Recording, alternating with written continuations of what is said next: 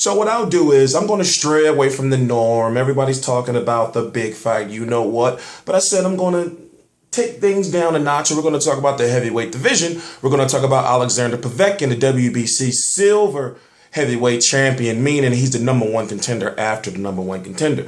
We'll get to that. But of Russia, 28-1 with 20 KOs. Last fight was against Carlos Takam. He knocked him out. I believe that was the 7th round. I covered that fight. But then we're going to now talk about the potential opponent, most likely opponent for Alexander Povetkin is going to be Mike Perez. Mike Irish Perez, even though he's from Cuba, Cuban school, 21-1 with 12 KOs. He fought Carlos Takam in a fight that he should have won. Long story short, moving forward, Bryant Jennings defeated Mike Perez and now is in heavy negotiations to fight Wladimir Klitschko in March or April, if I'm correct, April of 2015 in Madison Square Garden or the Barclays Center. So I'm T Street Controversy. This is T Street Controversy Live. I cover boxing. I know I'm talking a little fast, but sometimes it happens. No script, unedited and uncut. So you got Alexander Povetkin, right? One defeat. Very good fighter. Came up to the biggest fight in his career when he fought Vladimir Klitschko. Listen, I watched it. I watched it live, and I had to cover the fight. It was horrible. Vladimir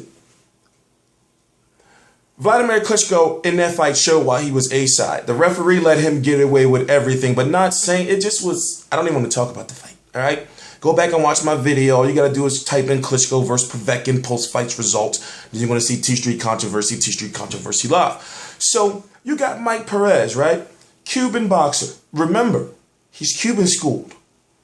He's only got 12 KOs, but remember the Abdulsalamov situation. Abdulsalamov, listen, that's messed up.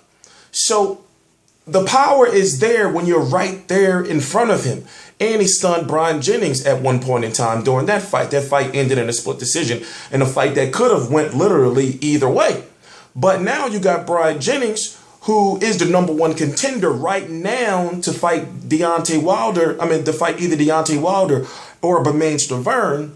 But now the WBC is already moving forward and making Alexander Povetkin and Mike Perez the mandatory for the winner of Bermane Stiverne.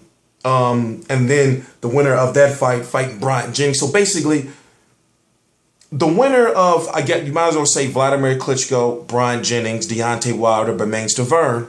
The winner of that will have to fight Alexander Povetkin or Mike Perez sometime in early to mid 2016. Yeah, Vladimir Klitschko's 2015 is already pretty much sewn up.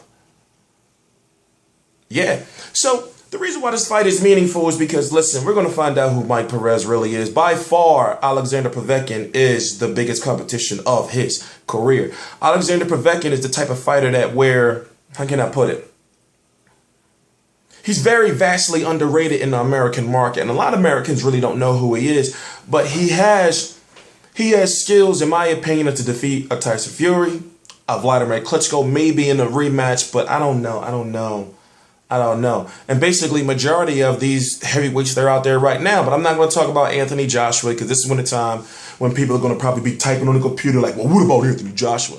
We're not talking about Anthony Joshua. He's still a prospect. Let's leave him down there, all right? No disrespect, but let's leave him where he at. So Mike Perez is the type of fighter that's going to sit there right in front of you. Now, as far as power, his power comes in spurts and also conditioning. Conditioning seems to be an issue. Now, Alexander Povetkin got that military background. You know, he doesn't have any, like, they don't have conditioning problems. And the same punches he can throw in the first, second round, he can throw in the 10th, 11th, and 12th rounds. So it's hard for me to give Mike Perez the decision over this, especially, you know, with his last two fights, losing a split decision and then having a draw with Carlos Takam, even though he should have won that fight. But still, it's that Cuban school, man. What I'm trying to point out to you is Cuban school boxers, right? It's a system.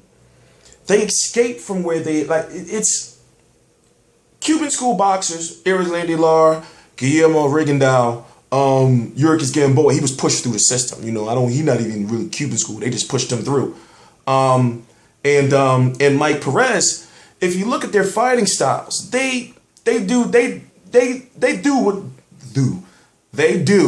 what they're supposed to do to win. They do no more than that. And they'll tell you, well, I don't care if the fight wasn't exciting. I'm not saying they would tell you, but they don't care if the fight wasn't exciting. Look at the fact that I did my job. Like, what you mean? What else do you want from me? Oh, you want me to go do some dumbass shit and probably lose? No, that's not Cuban school. But anyway, I got Alexander Povetkin winning. I'm going to try my best to talk about all the heavyweights. Actually, I have been doing a damn good job talking about the heavyweight division. Next video will probably be Steve Cunningham versus, who was he fighting? Oh, who was he fighting? Glazkov, the main events fighter, Kathy Duva fighter. That's probably going to be my next video. Please subscribe. T Street Controversy, T Street Controversy Love.